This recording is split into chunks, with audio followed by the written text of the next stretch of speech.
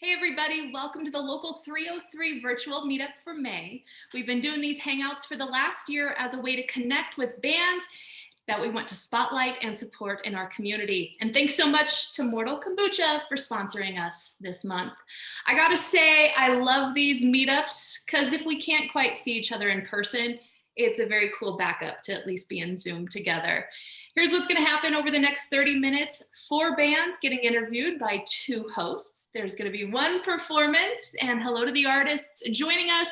4 of the 5 members of Milady are here. We've got singer-songwriter Cole Scheifele, 2 of the Flowbots. We've got Aaron of Porlolo, and stick around right at the very end. Porlolo will perform some new tunes from the latest release. Co-host is my friend and your favorite morning show host, Jeremy Peterson. Hi, Jeremy. Alicia, hello. Hi. Good to see you. Good to see you too. With each of these, we start things off with a question. And I'm going to start with asking you, and we're going to ask all of our bands this question. For May, I want to know, would you rather lose your ability to taste food or never play music again? You're asking me. I'm asking you. And I know well, we get to cheat because we're not really musicians. We talk about music. That's right.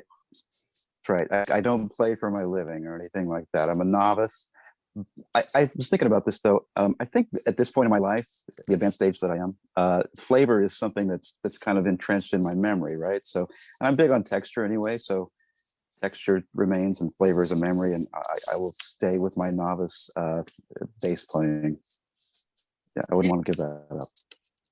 It's interesting that you say that. Like food and music are both my love languages. Like I love cooking to show how I feel about somebody. I love making someone a mixtape, but I don't actually play. In fact, like I think I was a pianist in a past life or something because I can hear beautiful compositions in my head, but if I try it on piano or on ukulele, like it does not sound what I think is going on. So for me, I would rather never play music again.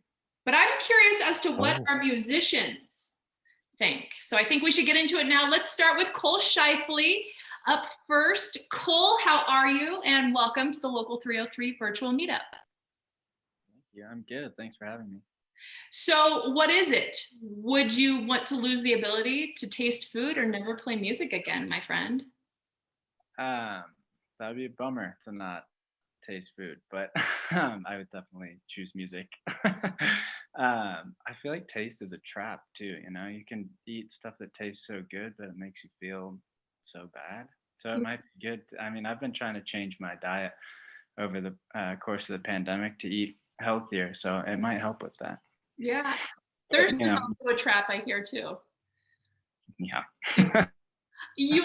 But yeah, music for sure. Your album is coming out in July. It's called The Hideaways. And let's chat a little bit about this. From what I understand, throughout this past year for pandemic, you were furloughed during lockdown and you called it a blessing in disguise. So tell me a little bit more about this and how it affected you musically. Yeah, so we did a Kickstarter in December of 2019 to raise the money to make the record.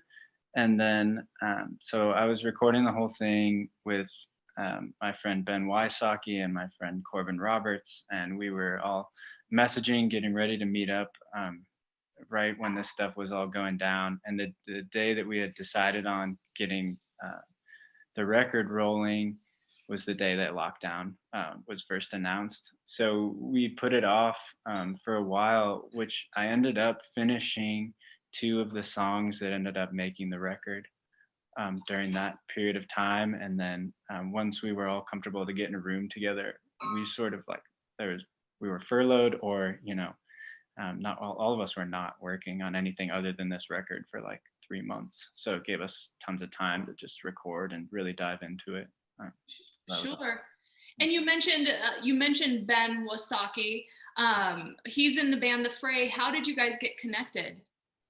Yeah, so my friend Hunter Burnett opened for my first, I've released 1 EP in the past, and we went to school together. We both studied at UCD, University of Colorado at Denver, and we both studied music there. So I knew him from there, and then he opened for me at my album release show, and we've Ben played for him there. And so that's when I first met him, and we decided to work together. He liked the songs, and I asked if he wanted to produce it, and he said yes. So I was like, awesome. He's got a good track. Yeah, I hear he's a beast in the studio. What made you guys work to what made it work between you guys when you were together? There's an interesting dynamic because I definitely have some strong opinions when it comes to my music, and so there was a lot of ebb and flow. I really trusted him like fully, and so I let him take the lead, but I always jumped in and made sure that my ideas were heard. So it was an ebb and flow, you know. Sometimes we were going with my ideas and sometimes with his, and I sort of love that about the record. You know, I think if it were just me, it would have been even quieter and softer than it already is. But you know, he sort of brought them a little more rock vibe, and you know, it's a folk record, but he brought them out with, you know, percussion and drums. So it was a good dynamic there.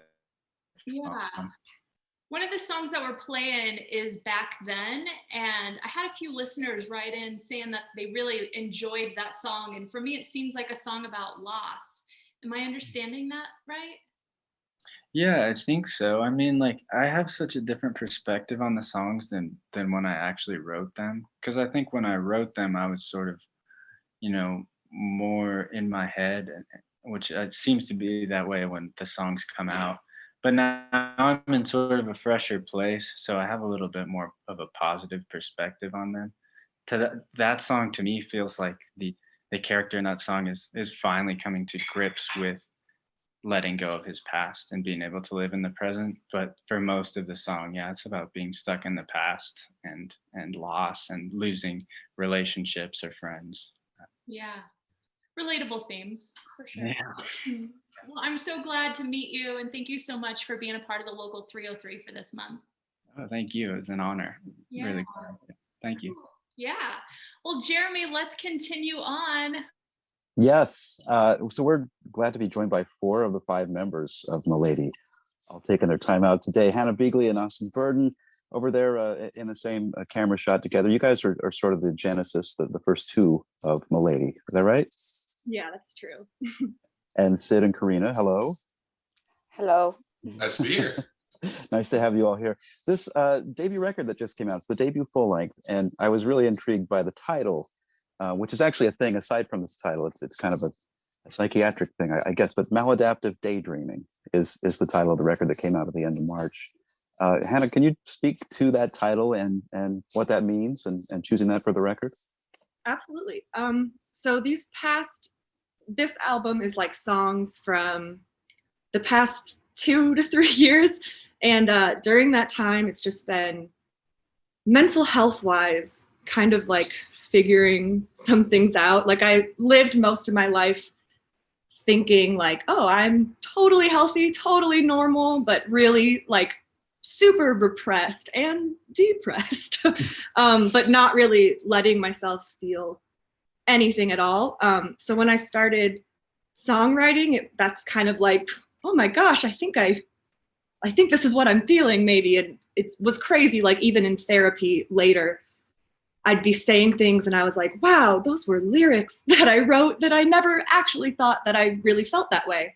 So Maladaptive Daydreaming, like I've just been lost in my head for so long. It feels like just wishing that like I was different and life was different. And it's so easy to like sit and ruminate on that when I'm not in a good place. And I really think almost every song from the album kind of came from that thinking and that just like hiding from real life. But I also feel like writing those songs were like a step toward changing that whole mindset that I've had. So hopefully that answers that question. Well, I was going to say, I mean, it seems like really personal stuff to be putting out there, but maybe part of that, you know, the silver lining is that it's therapeutic in the process too. I don't know if you found that or not, but it sounds like perhaps that was the case. What about Class of '09? And I want to single that one out. That's a song we've been playing this month, but also the video, really fantastic, sort of a universal thing we can all relate to. whether it's Fast Times at Ridgemont High or Those Who Can't, is the experience of high school, which is a great video. But talk a little bit about that song and the video for it. Yeah, so video wise, we were really lucky to work with, they're called Riff Bros Media, and it's two of the guys from the band Wilderness, which is another Colorado staple. Yes. And so they were so helpful because I was like, I'm really awkward. I'm really stressed about doing this, but I also feel like I want to. And they were like, okay, we'll try to help you with that. So they really did a lot to like put that together and direct it and help us come up with like a storyline that we felt good about. And the writing of the song, high school was the worst ever for me. I moved like every year and I just felt like I had no friends, but I moved actually to the town where Austin's from. And he was like one of my only friends. So now that we're like together, it's like I have no friends from high school because he doesn't count anymore. But that's kind of what inspired that song a little bit. Just, I don't know how much high school sucks, but also how big every feeling that you have is when you're that age. And I still kind of feel like that a little bit, but yeah, just your nerves are like, I don't know, out of control. And anxieties, like everything about love and relationships feels extra huge. So I just really tried to like channel that and also kind of look at high school in a more positive light if I could. Just, yeah. So that one was a little cathartic because it was less sad than some of the other stuff. I think I recognize everybody in the band playing roles in that, including Sid and Karina and Austin. Aside from just being the band members, right? They're playing characters in that too. Yeah. Yes, yes. Well, Milady, in action, you just played this past weekend. July 25th is your next live gig as of now. Is that right? Lost Lake Lounge. The show went great. Yes, it was awesome. It was amazing. But yeah, our next live gig is July 25th, and we're super excited to try to sell it out.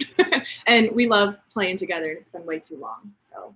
Well, real quick, let me give you that question: the ability to taste food or the ability to play music, which would you rather lose? Which would you not like to lose? I should say. Well, I would have to say I'd have to give up tasting food, but it would be really hard because I love cooking, and I could relate to Alicia about how that's like a part of how I show people that I care about them. It's like when I get to cook and do stuff like that. But if I couldn't do music, I wouldn't know who I was, and that would be horrible. So probably gonna stick with the music if I have to pick. It's got to be, the food's got to go. I could be so close to my rock star body if I didn't have to taste all this stuff. I'd have to agree. I mean, somebody at all of our shows, even though we're not extremely high energy, asked for somebody in the band to take off their shirt. So I'd have to imagine all of us want that nice ripped body. So got to give up the food so we can rock out. Yeah, definitely give up the food. And I love food, so that would be very hard for me too. But I could not imagine stop playing music ever. I thought this might be the answer among musicians. So I'm not surprised. Yes, yes. Alicia, this is a familiar artist in Denver. We've been hearing for a while. Who you got next? Oh, maybe so. You guys are old enough to drive this year. Flowbots, you know them, you love them. Pillars in our hip hop community. One of their gifts to our city throughout the years was helping to create Youth on Record, or creating Youth on Record, which has just been incredible for those to be able to access music who can't afford it. They give us all the feels with their politically conscious lyrics. Hello to my friends, Johnny Five and Andy. Hello, what's up? Hey, what's up? Thanks for having us. Yes. So first of all, Andy is back in the band. What is happening? Well, you know, we're just, Exciting. yeah, I don't know, Jamie, you can talk about it. I don't know. Yeah, I mean, look, things ebb and flow over the years, but Andy was there at the beginning. He was there, instrumental to all the success we've had, and he's here with us now, and we're super psyched about it. And I'm sure anyone who's in a band knows that, like, when you're in a band, everyone gets along fine and there's no problems. But I think it's really beautiful to have, like, stuck around long enough to go through some different cycles of all of us maturing in different ways and being able to, like, yeah, kind of look at what's important and what are some things that we can let go of. And yeah, it feels beautiful to be back in the band together. Yeah, I'm happy to be back, and you know, yeah, everybody in bands here knows about band stuff, but you know, Jamie and I have known each other since we were in high school. You know, like you know, which was in the late 1900s. In the late 1900s, that's right. And, you know, so when Jamie was and Stefan were, you know, putting out rap tape, you know, literally on a cassette tape, it's like, you know, I was listening to it and Jamie was making records, and, you know, I was kind of out here doing my funk band with Bob Schism, and, you know, like playing with like the Fray with Isaac and Ben, like booking all their first shows, because it was like, let's get the funk band and the sad piano band together, and like that's going to be a great bill. And you know, but kind of laid the foundation for us to have a band backing, you know, the MCs. And you know, so we have a long history, and, you know, parts and ways, but, you know, it's good. It feels good to like mend fences and to be making music together again, because it's something that we haven't done together in a long time. It feels really good to get back to that. Yeah. So Jamie, when I think of you, I know this about you. You're like a polyglot, like you can communicate in multiple languages. So when you guys sent me this new single, Roshni, I have a feeling that you were behind this. Is that right? That's correct. Yeah. So I'm a, you know, aspiring amateur polyglot. I'm obsessive about it. I love learning languages. And I also have fallen in love with the East Colfax corridor of Denver. Been involved there in the last like 6 years or so in a lot of different ways with Project Worthmore and other organizations, Spanish Meetup group that I've been part of for about 10 years. And so it's a neighborhood. And during lockdown, there was an organization called Roshni, or I guess this was when lockdown briefly opened.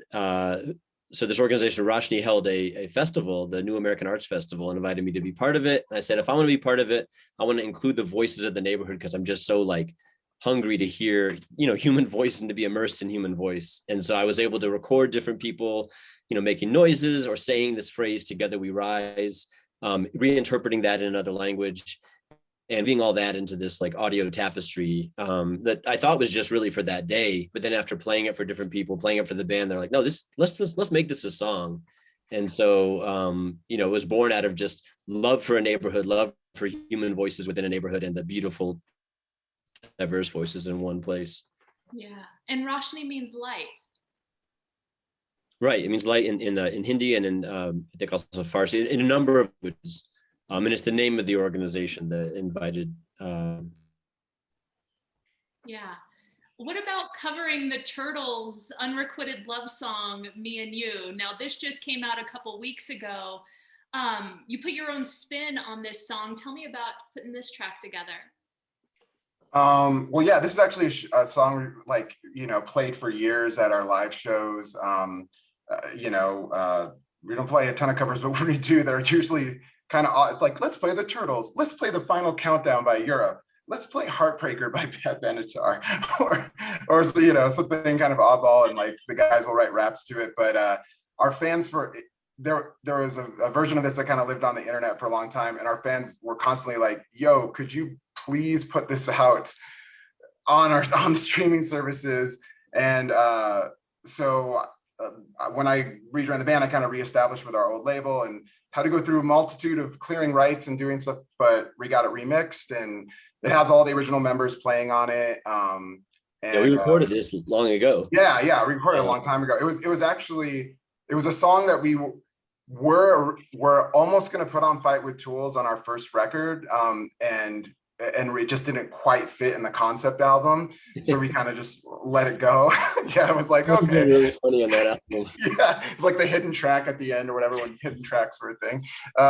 So yeah, so we just got it remixed by the guys, by Jason up at the Blasting Room, and he remixed and remastered, and it sounds like amazing. Yeah, and it's kind of, and it's also just like a fun, I think sometimes the band maybe gets pigeonholed a little bit on our, you know, being political, which is, and that's great. We obviously care about that stuff, but this is just about love and getting your heart broken or wanting to be with somebody. And I like the juxtaposed verses between Jamie and Stefan, you know, like, oh, we're going to be together. And then we're like, oh man, we're never going to be together. And that's sad. Right. Before I forget, would you rather lose your ability to taste food or never play music again? Okay, so I mean, look, the real answer is I feel like you got to question the whole system that asks you these questions and forces you to do these things. But I'll say I don't care that much about, I'm not known for being a foodie, and I probably would be fine. But also, I'm just a rapper, man. Like I'll just speak, and then you can auto tune it if it's like a melodic part. But most of it's just, I won't play music. I'll just like say words near the band on the stage. Mm-hmm. There's still a lot to say. Yeah, I would. I mean, yeah, of course it's music. It's like everybody else. It's like super hard thing to decide. I will say though, you didn't say like we couldn't listen to music ever again. And so, you know, if I love food and I love music. Both of us would never give up music. Okay, next question. Well, here's the thing. As we wrap up, I want to be curious for just a moment and just say, like, we're coming up on a year since the death of George Floyd, and Jamie and Stefan and, you know, Andy, like all of you and what you guys were doing in the community around that time to bring people together like you've done in years past and stuff, I just thought was really special and memorable. And I just wanted to tell you guys, like, thank you so much for encouraging the community to make changes together. And yeah, Brer Rabbit, you know, Stefan Brackett, he was our music ambassador for the state. You know, but he did a lot of that, you know, like just trying to organize and, you know, like I would show up and, you know, hang out, and it was, you know, a lot of it was like training and peacefully, but also how to be ready if things happened, and just educating people and trying to get together in a safe way during the middle of COVID. So, you know, I give a lot of credit to Brer for, you know, he lives what he is, who he is, and he lives his lyrics, you know what I mean? So, we're just happy to band and be able to support all that. yeah. And I want to say too, I think it's interesting how, and you know, movements are all incremental, but they're like music. They like reaching hearts and minds is incredibly important and sort of takes effect over time, right? Like we all have the people we were influenced by that like led us to want to do music and led us to, like, you know, maybe activated us politically or whatever it was.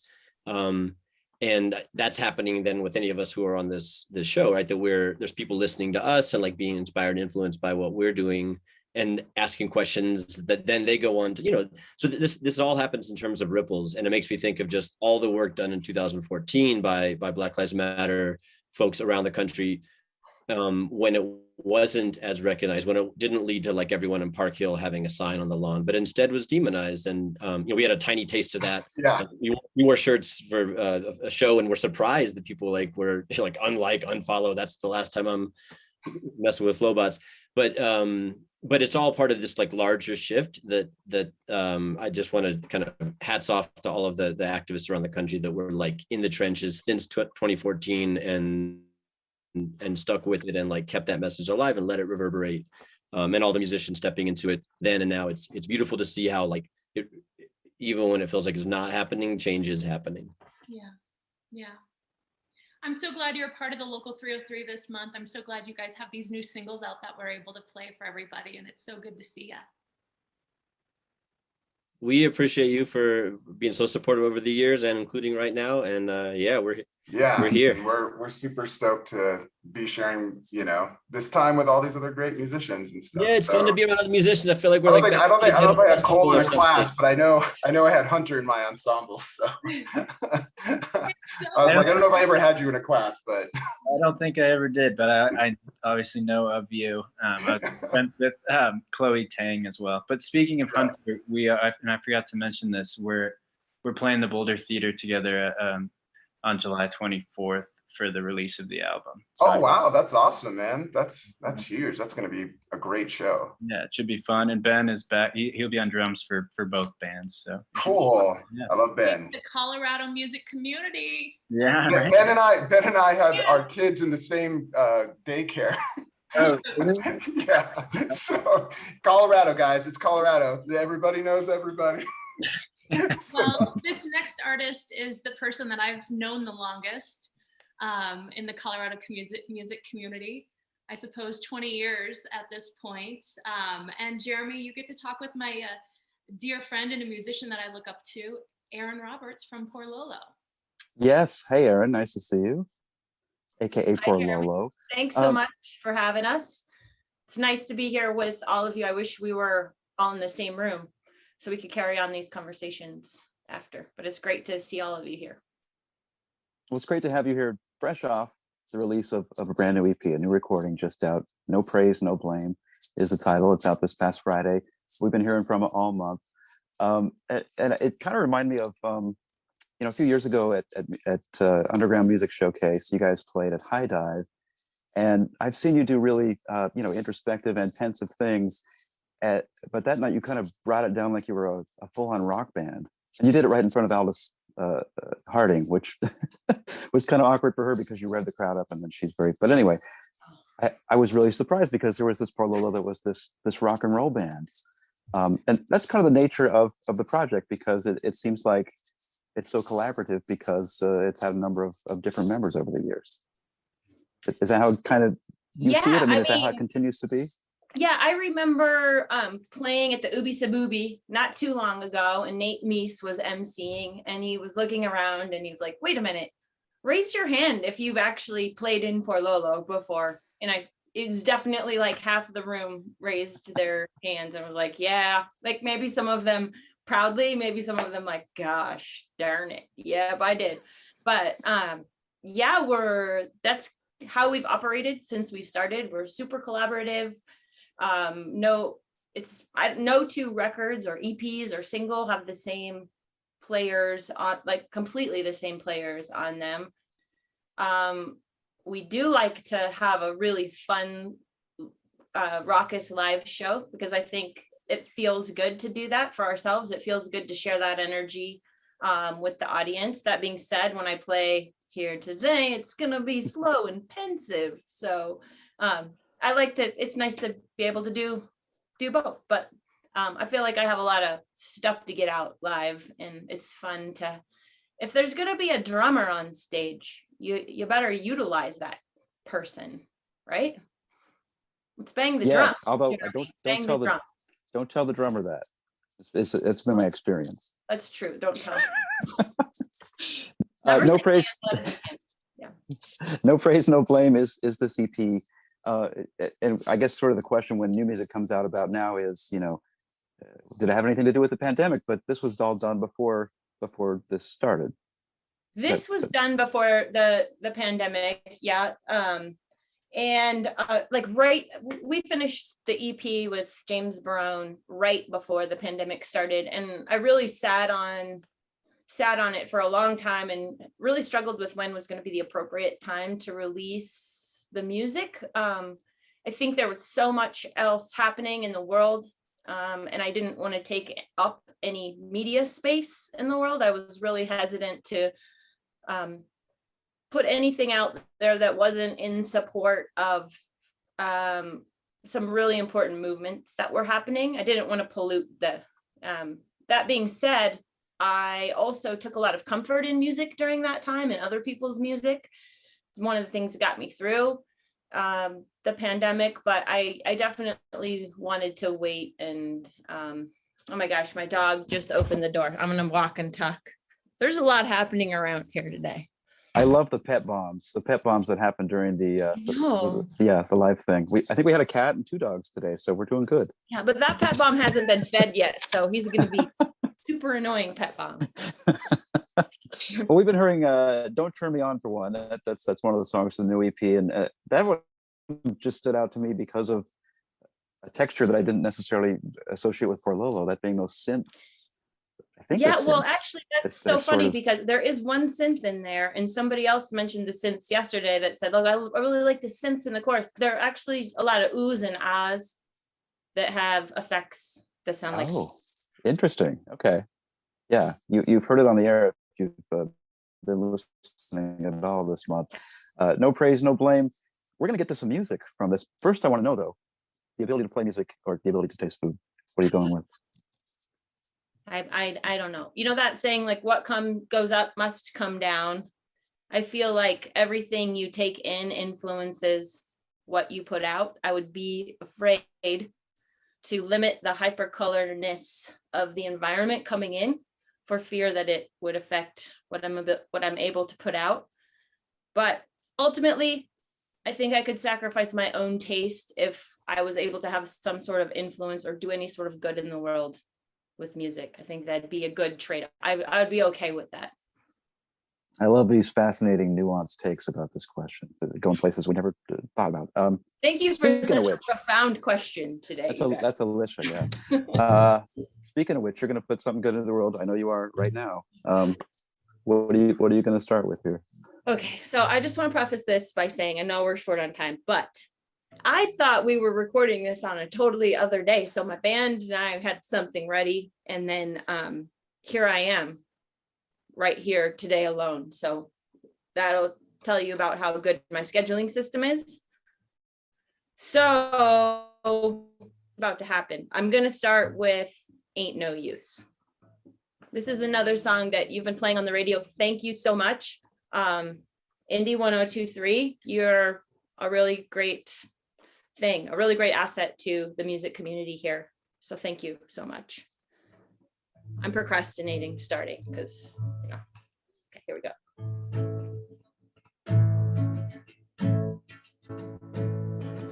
There's no use crying about the things you lost. There's no use crying about the ones you tossed. Turn your head back now from where you came. Don't let the tame ones wear out your name. Lay your head down on my knee. Look me straight in the eye. I'll tell you one thing that I'll never be.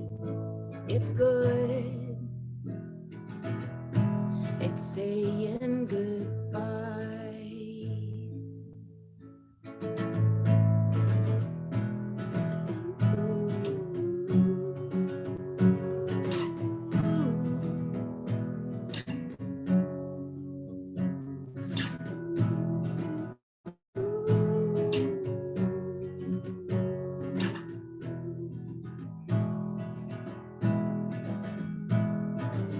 I felt shame for the things that I wanted. I felt maimed by the terrible drought. I caught you wishing on an old dead star lying down in the back of your car. I marked you down as a lightweight. You knocked me out the first round. I'll never learn one single thing about how to keep you around. And I know, and I know, and I know, and I know you'll come back to me. Oh, terrible twos and a bruise on your face like I never seen. And I know, and I know, and I know, and I know you'll come back to me. I'll be the one leaving you, but maybe not yet. I marked you down as a lightweight. You knocked me out the first round.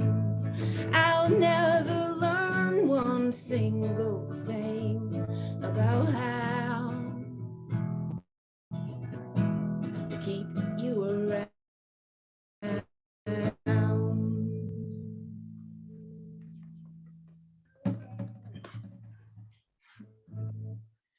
You want me to just roll in? I'm rolling into the next. Okay. This next song has released in the past, called Medic. And it's a song about addiction.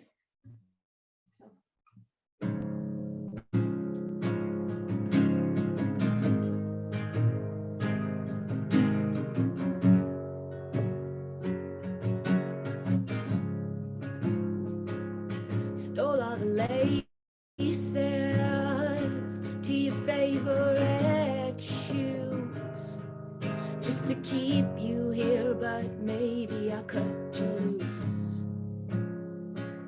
Out in the backyard, lying in the grass, your bare feet in the sun and your body a mess.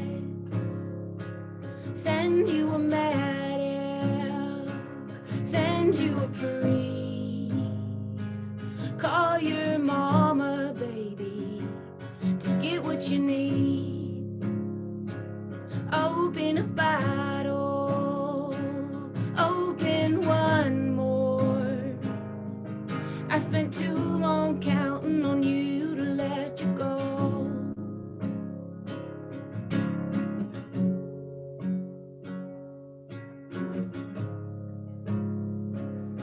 Ain't like you're hiding, you're taking too much.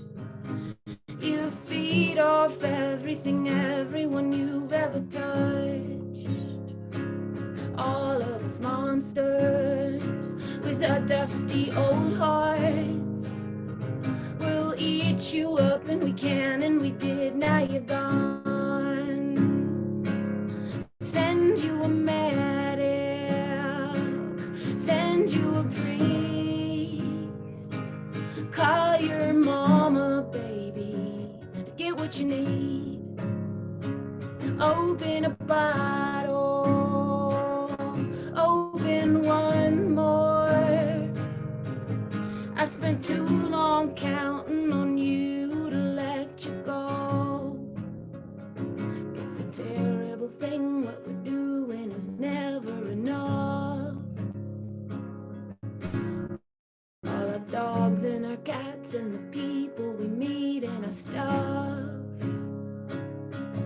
But the guns and the dudes and the news and the people all suck. They'll feed off you till you tell them enough's enough. Send you a medic, send you a priest, call your mama, baby, to get what you need. You got a wounded heart, you got a wounded heart, you got a wounded heart, don't you?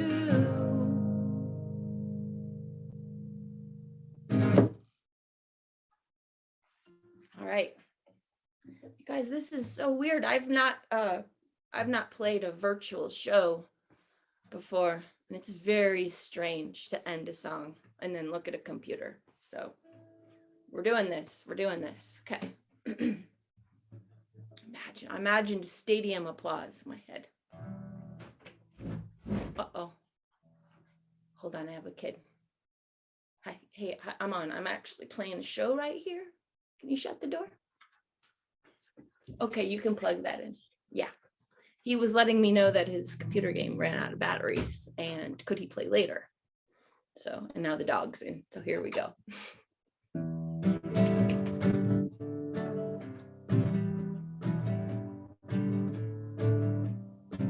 Go call raw sugar pill formula equation. Fast time, slow life, all of you comedian. Cold cock medicine, halfway indigent. I don't wanna go back to being what you wanted. Hail Mary, full moon, decorated bedroom. Big boss reckoning, makeshift happening. Outdoor jelly bean, backpacking cinnamon. I don't wanna go back to being what you wanted. Terrible games that we play. Oh my God, his punishing hands. Terrible ways that we land. Oh my God, has punishing hands.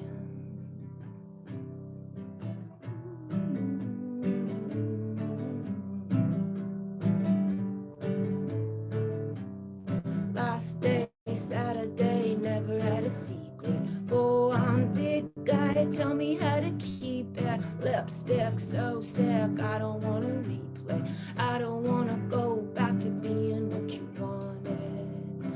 Terrible ways that we land. Oh my God, as punishing hands. Terrible games that we play. Oh my God, as punishing hands. Oh my God, as punishing hands. Waited all day to show you I'm fine. Then I caved into some deep shade of blue. Waited all night to show you I'm fine. Then I faded into some shade of blue. And I faded to some shade of blue. And I faded into some shade of blue.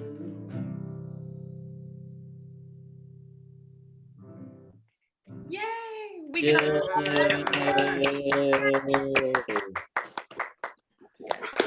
bet it is Awesome. weird for musicians when you do play in this platform. We've heard it before. Like when you don't have that applause, it's hard to feed off the energy. Virtual energy. It's like a like or something, right? But y'all are perfect here on the screen. So thank you. Everybody, this has been so fun. It's been a pleasure. Jeremy, what do you think? I was moved. I thought that was wonderful. Thank I want you. to hear more from the EP just out. And let me just say, such a joy to play all of you and get to know your music this month. And thank you so much for being here. Yeah, this Thank was you awesome. for being everybody. here. Thanks, Indy 102.3. Yay! Appreciate you. Thank Thank you. Thanks, Mortal Kombucha. Yeah, I Give gotta us give a food. quick shout out to our sponsor, Mortal Kombucha. Of course, all you artists that make up the local 303 that are joining us in this Zoom, the ones that are not, it's just such a privilege to be able to play your music on the radio and to have these moments with you. And I can't wait till we're all together. Most of these artists have shows coming up. We've got Flowbots at Levitt and the other. Oh, and it's free. I think they just opened up it to everybody. It was like capped and sold out, and now I think it's open to, so it's going to be like a real show, I guess. Yeah. So you guys should all come and hang out with us. If you're not got anything going on that night, come hang out. You guys, thank you so much. And this is Indie 102.3, our May virtual local 303 meetup.